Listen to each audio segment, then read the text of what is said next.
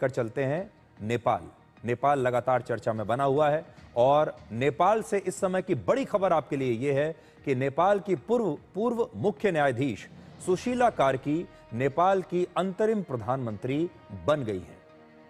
नेपाल में तख्ता पलट के 3 दिन बाद वहां की सेना, राष्ट्रपति और नेपाल के युवा नेताओं के बीच सहमति बन गई और सहमति में यह तय हुआ कि सुशीला कार्की को ही अगला अंतरिम प्रधानमंत्री बनाया जाए। आज के शपथ ग्रहण के बाद शनिवार को सुशीला कार्की संसद भंग करने का फैसला लेंगी। सुशीला कार्की कल यह तय करेंगी कि अंतरिम सरकार में कितने लोगों को शामिल किया जाएगा, 2 या 3 लोगों को शामिल किया जाएगा या फिर वो अकेले ही अंतरिम सरकार चलाएंगी। इस सरकार का स्वरूप क्या होगा, ये अभी आने वाले समय में वो खुद तय करेंगी। अगर नेपाल में वहां की संसद को भंग कर दिया जाता है तो नेपाल में नए सिरे से फिर चुनाव हो सकते हैं। सुशीला कार्की के नेपाल में अंतरिम प्रधानमंत्री बनने के बाद दक्षिण एशिया की राजनीति में एक बहुत नए प्रकार का इतिहास बन गया है। अब तक दक्षिण एशिया के ज्यादातर देशों में महिला प्रधानमंत्री बन चुकी हैं और आज नेपाल में पहली बार एक महिला प्रधानमंत्री बनी है। तो अब आप ये देखिए कि नेपाल में इस समय स्थिति कितनी तनावपूर्ण है। नेपाल कितने मुश्किल दौर से गुजर रहा है। स्थिति ऐसी है कि वहां के बड़े बड़े नेताओं को डर लग रहा है। बड़े बड़े नेता अपने घर से बाहर निकलने में डर रहे हैं। कितने नेता ऐसे हैं जिनका पता ही नहीं है कि कहां छुपे हुए हैं। लेकिन ऐसे समय में भी एक महिला निकल कर आई है। 73 वर्ष की एक महिला अब नेपाल का नेतृत्व करेगी, नेपाल को इस मुश्किल दौर से निकालने की कोशिश करेगी। ये दुनिया भर की महिलाओं के लिए एक बहुत शुभ समाचार है और इससे आपको यह पता चलता है कि महिलाओं में कितनी शक्ति होती है।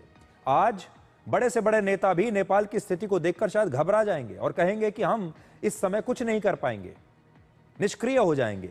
लेकिन आज नेपाल के युवाओं ने एक 73 वर्ष की महिला को चुना है कि वो इस मुश्किल स्थिति से नेपाल को निकालेगी। ये एक बहुत बड़ी बात है, इसे आप समझिए।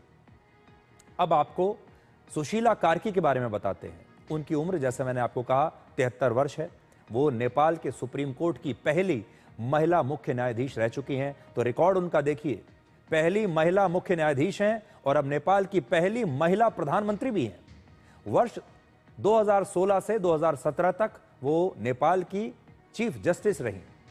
मुख्य न्यायाधीश रहते हुए उन्होंने भ्रष्टाचार के कई मामलों में बहुत कड़ी कार्रवाई की थी, कड़े फैसले सुनाए।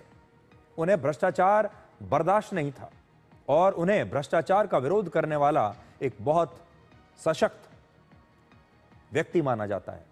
वो पूरी तरीके से गैर राजनीतिक हैं, उनकी कोई राजनीतिक इच्छाएं नहीं है और शायद इसीलिए वो नेपाल के युवा नेताओं यानी जेन जी की पहली पसंद है। वर्ष 2017 में वहां के राजनीतिक दलों ने सुशीला कार्की के खिलाफ कार्यपालिका में हस्तक्षेप का आरोप लगाकर महाभियोग प्रस्ताव पेश किया था। जो इस तरह के लोग होते हैं वो अक्सर नेताओं को पसंद नहीं आते। बड़ी बड़ी जो पार्टियां होती हैं वो ऐसे लोगों से घबरा जाती हैं। तब तो वो नेता नहीं थी, अभी भी नेता नहीं है, लेकिन इस प्रकार का अगर कोई सख्त जज आ जाए तो बड़े बड़े नेता घबरा जाते हैं और इसीलिए तब नेपाल की बड़ी बड़ी पार्टियों ने यह सोचा कि इन्हें यहां से हटा दिया जाना चाहिए। हालांकि तब भी सुशीला कार्की के साथ इतना जन समर्थन था कि इन राजनीतिक दलों को अपना यह प्रस्ताव वापस लेना पड़ा। और मैं आपको उस दिन भी बता चुका हूं कि महाभियोग प्रस्ताव जब लाया जाता है वो तब लाया जाता है जब किसी ऊंचे संवैधानिक पद पर बैठे किसी व्यक्ति पर गंभीर आरोप लगाकर उन्हें पद से हटाने की प्रक्रिया शुरू की जाती है। सुशीला कार्की ने चुनावी विवाद से जुड़े कई बड़े ऐतिहासिक मामलों में अपने फैसले सुनाए हैं, जिसके बाद उन्हें नेपाल में लोकतांत्रिक मूल्यों के रक्षक के तौर पर देखा जाने लगा। उन्होंने भारत में वाराणसी की बनारस हिंदू यूनिवर्सिटी से पॉलिटिकल साइंस में मास्टर्स की डिग्री प्राप्त की है और अब नेपाल में राजनीति की कमान वो संभालेंगी।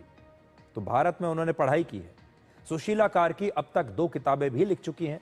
इनमें से पहली उनकी आत्मकथा है जिसका नाम है न्याय और दूसरा है एक उपन्यास जिसका नाम है कारा।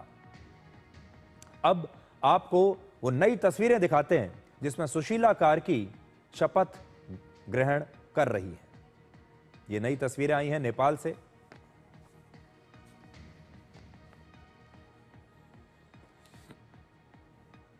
अभी वहां से नया वीडियो नहीं आया है, सिर्फ कुछ तस्वीरें आई हैं।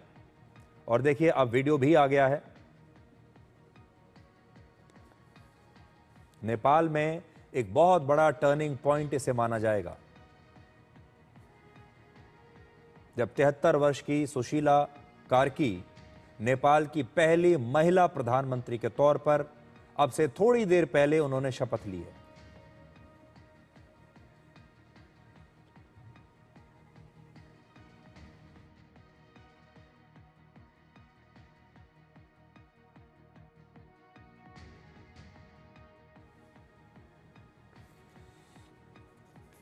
तो ये नया रिकॉर्ड उन्होंने बनाया है।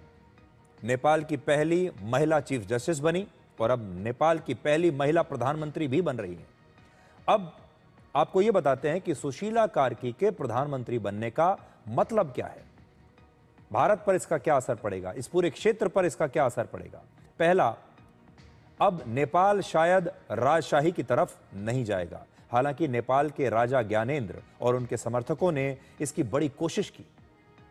राजा ज्ञानेंद्र लंबे समय से यह चाह रहे थे कि नेपाल में लोकतांत्रिक व्यवस्था के बजाय अब वापस राजशाही की व्यवस्था आ जाए और वो दोबारा से नेपाल के राजा बन जाएं और पूरी सत्ता उनके हाथ में आ जाए।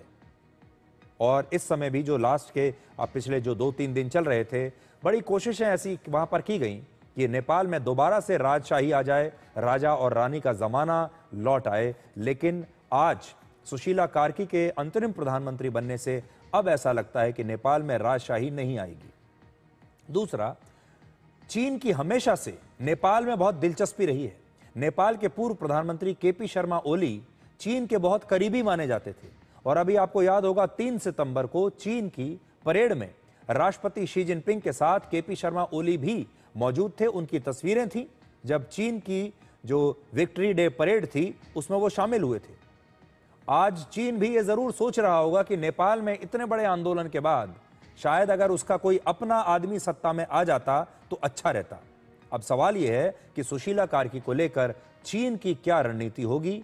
और तीसरी बात यह है कि भारत के लिए सबसे अच्छी बात यह रहेगी कि सुशीला कार्की ने हाल ही में भारत के प्रधानमंत्री मोदी का जिक्र किया है और सुशीला कार्की ने प्रधानमंत्री मोदी की तारीफ की थी। अभी हाल ही में उन्होंने क्या कहा था आपको मैं बताता हूं।